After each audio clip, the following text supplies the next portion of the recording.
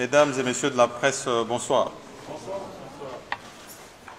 Comme vous l'avez suivi tout à l'heure, il a plu à son Excellence Félix-Antoine Tshisekedi, président de la République démocratique du Congo, de porter son choix sur ma modeste personne pour occuper les fonctions de Premier ministre de ce grand et majestueux pays, la République démocratique du Congo. Mes premiers mots sont d'abord des mots de remerciement et de reconnaissance envers son autorité pour ce choix. Ensuite, bien sûr, nous rendons grâce à Dieu parce que c'est lui le maître des temps et des circonstances. Tout à l'heure, Son Excellence, Monsieur le Président de la République, a bien voulu nous accorder sa première audience. Nous avons eu un entretien parce que je tenais à avoir sa vision.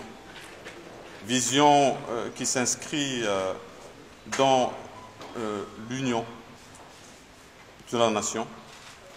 Et ces mots sont revenus sur les préoccupations qu'il a entendues du peuple congolais à travers les consultations qui avaient été données.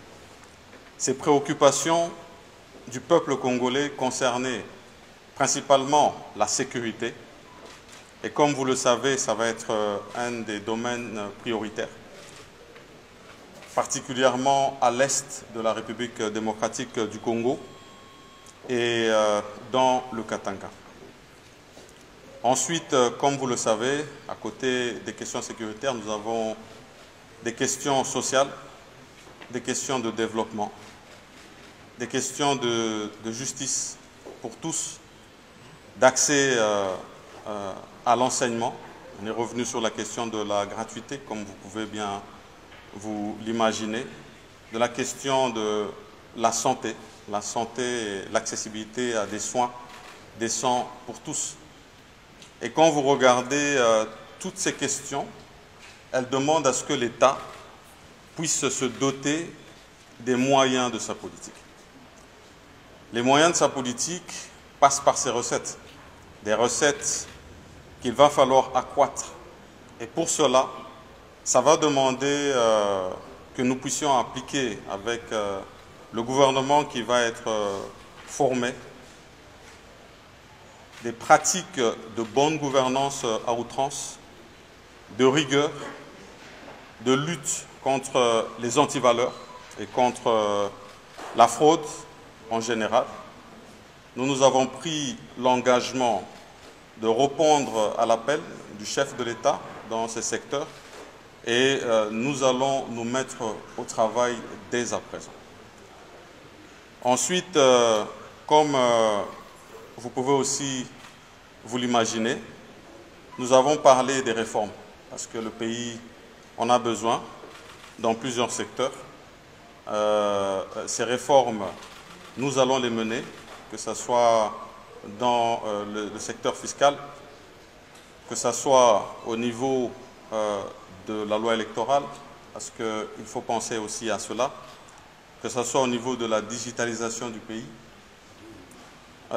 Tous ces grands défis et ces grandes réformes qui doivent venir, nous espérons le faire sous, bien sûr, le contrôle bienveillant du Parlement. Le gouvernement de l'Union sacrée pour la nation est un gouvernement qui se veut au service du peuple congolais. Et pour cela, nous allons demander à toute la nation, à tout le peuple congolais, de l'accompagner. Parce que sans lui, il ne pourra pas réussir.